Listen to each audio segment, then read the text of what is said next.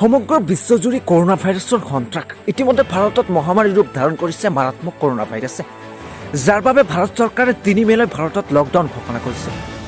এই লকডাউনৰ ফলত দৰিদ্ৰ লোকসকলে ভুগিছে খাদ্য সংকটত। বিশেষকৈ দক্ষিণ হালমাৰ মানকাছৰ জিলাৰ ৰাজ্য পৰিছে খাদ্য সংকটত। কেতিয়াবা যদি এসাঁজ খাবলৈ পাইছে, কেতিয়াবা অনাহাৰে দিন কটাবলগীয়া হৈছে। তাৰ মাজতে দক্ষিণ হালমাৰ মানকাছৰ জিলা ছাত্ৰ সন্থাৰ ফালৰ পৰা দুখীয়া দৰিদ্ৰ পৰিয়ালৰ মাজত বিভিন্ন ধৰণৰ খাদ্য সামগ্ৰী বিতৰণ কৰিছে।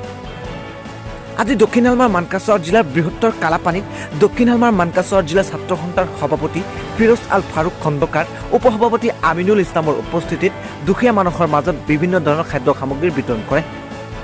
শুনক সাংবাদিকৰ আগত কি ক'লে ছাত্ৰ সন্থাৰ সভাপতি ফিৰোজ আল ফাৰুক খন্দকাৰে।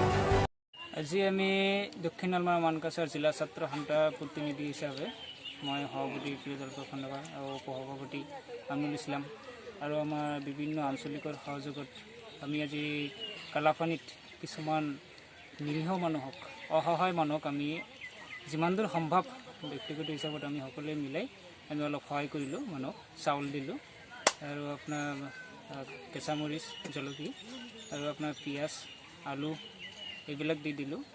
আৰু জিলাখনৰ বিভিন্ন প্ৰান্তত বিভিন্ন অঞ্চলত আমাৰ আঞ্চলিক ছাত্ৰ সন্থাই সহায় কৰি আছে। আমাৰ জিলা সমিতিৰ পৰাও আমি সহায় কৰি আছোঁ। যোৱা কেইদিন আগত আমাৰ চাউথ চালমাৰাত দিয়া হ'ল, ৰিলিফ হিচাপে আমি কিছুমান মানুহক সহায় কৰিলোঁ। আৰু আগন্তুক দিনত আমাৰ জিলাখনৰ বিভিন্ন প্ৰান্তত আমাৰ আঞ্চলিক ছাত্ৰ সন্থাই আৰু জিলা ছাত্ৰ সন্থাই আৰু কিছুমান মানুহক সহায় কৰিম বুলি আমি সিদ্ধান্ত লৈছোঁ।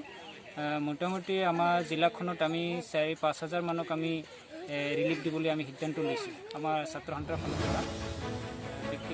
ৰাছিদুল ইছলামৰ সহযোগত নিউজ ডেস্ক ৰিপৰ্ট, এছএছএম টাইমছ। সহায় কৰি যিমান সম্ভৱ আমাৰ ফালৰ পৰা আমি সহায় কৰাৰ চেষ্টা কৰি আছোঁ।